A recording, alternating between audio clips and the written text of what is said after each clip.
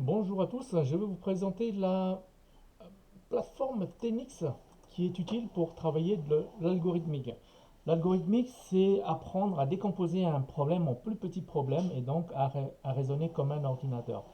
Alors, dans votre travail d'informaticien de tous les jours, si vous êtes embauché dans une société, vous n'allez pas faire de l'algorithmique. Peut-être des fois, de temps en temps, mais c'est qu'en formation qu'on le voit. Alors, pourquoi on le fait? En vous entraînant sur de l'algorithmique, ça va vous aider dans la vie de tous les jours quand vous allez coder. Donc, je vous présente Tenix, c'est une plateforme en freemium, donc en gratuit, on peut faire déjà pas mal de choses. Vous pouvez créer un compte ou alors vous connecter avec votre compte GitHub, ce qui est bien aussi. Et on a tout un tas de problèmes, des challenges. Alors, il me semble aussi qu'il y ait autre chose. Euh, le soulèvement des claviers, et là il y a le soulèvement des claviers. Alors non, c'est pas pareil. Donc vous avez deux sections avec plein de trucs simples à faire. Peut-être que vous pouvez commencer par celui-là. Il y a un exercice, en fait, c'est pour vous apprendre à utiliser. Donc simple, basique, l'apprenti du code. Je vous présente de commencer tout de suite ça. Oh, on peut faire starter pour les débuts. Variable et calcul. Donc variable et calcul, c'est un peu différent. Donc pour moi, c'est deux choses différentes. Donc vous avez d'autant plus d'exercices à faire. Calculer une aire et un périmètre. Donc ça, c'est le truc ultra facile. On calcule, voilà, on vous rappelle un petit peu. Et ce qui est intéressant, c'est coding in the sandbox. Vous lisez bien l'énoncé, c'est la partie la plus difficile, je pense. Le périmètre, c'est le côté x4 et l'aire, donc c'est la surface, c'est le côté fois côté. Donc, tu dois retourner la somme du périmètre et de l'aire du carré. Donc ici, si je fais run, et quand vous avez cette pop-up, c'est que vous avez réussi. D'accord? Alors c'est ce code-là. Alors ça, c'est du PHP. C'est marqué en haut à droite, mais vous pouvez, si vous préférez, d'autres langages, changer de langage. La plupart du temps, ce sera du JavaScript. Donc il y a des variations syntaxiques, mais l'algorithme reste le même. Ok? Je reviens donc dans le menu.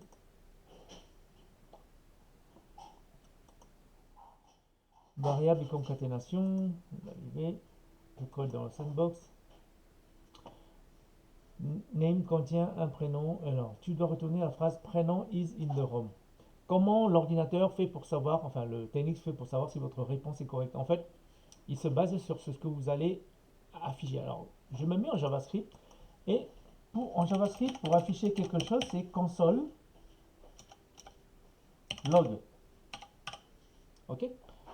Et donc, lui, il s'attend à voir prénom is in the room. Alors, le prénom, c'est Martine et Patio. Donc, en gros, si je fais Martine is in the patio, ça va afficher la phrase, ok, et vous faites run. Alors, je pense qu'il manque un petit point, et voilà. Donc, attention à regarder précisément bien ce qu'il demande. Alors, le console log, si vous avez été dans les outils développeurs, je le rappelle. Donc, si je fais ça, je suis dans la console, JavaScript, j'exécute, et ça sort la phrase. Donc, l'ordinateur de TNX, il a la capacité d'exécuter ce code et ce qui va être le résultat, c'est cette chaîne de caractères qu'il va comparer avec sa chaîne de caractères à lui. Donc, qu'est-ce qui se passe si on rafraîchit avec des new data? Ok. Donc, Chloé Living Room. Donc, du coup, là, ça passe plus parce que j'ai codé en dur. Ok.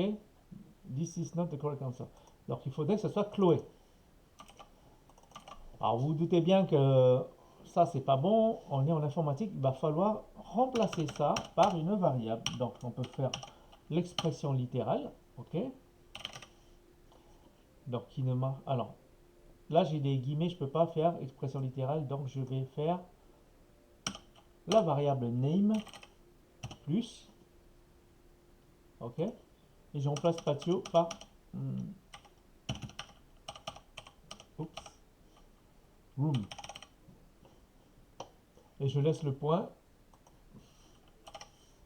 Et les espaces sont importants aussi. Donc là, je fais run. Pourquoi est-ce qu'il ne peut pas unclose the string alors? Hop, hop. Oh, bah oui, pourquoi il m'efface? Ah, pourquoi il m'efface les deux? Voilà. Run. C'est good. Et là, je vais rafraîchir les data. Donc ça a changé et ça va marcher mon code. Ok. Donc l'informatique, c'est de coder un code une fois pour toutes et ça doit marcher tout seul, même si les données changent. Ok. Tout à l'heure, ce que j'ai fait, c'est que j'ai mis le nom carrément dans la chaîne. C'est ce qu'on appelle coder en dur ou dans le dur ou en dur. C'est pas ce qu'on recherche. Si c'est que ça, bah, on va pas payer un informaticien. Voilà, c'est tout. J'espère que vous avez compris euh, le fonctionnement. Et ici, il y a plein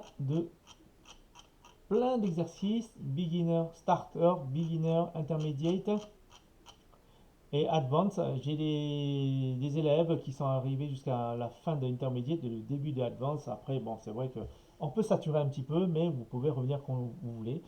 Ce qu'il a gagné, en revanche, cet élève, c'est une plus grande fluence lorsqu'il code, parce que l'algorithmique, ça va entraîner votre cerveau à raisonner comme un ordinateur, et du coup, ben, quand vous allez coder, ça va aller beaucoup plus vite, et vous comprendrez ce que vous faites, et vous saurez lire du code. Voilà, et donc je vous souhaite ben, bon exercice d'algo.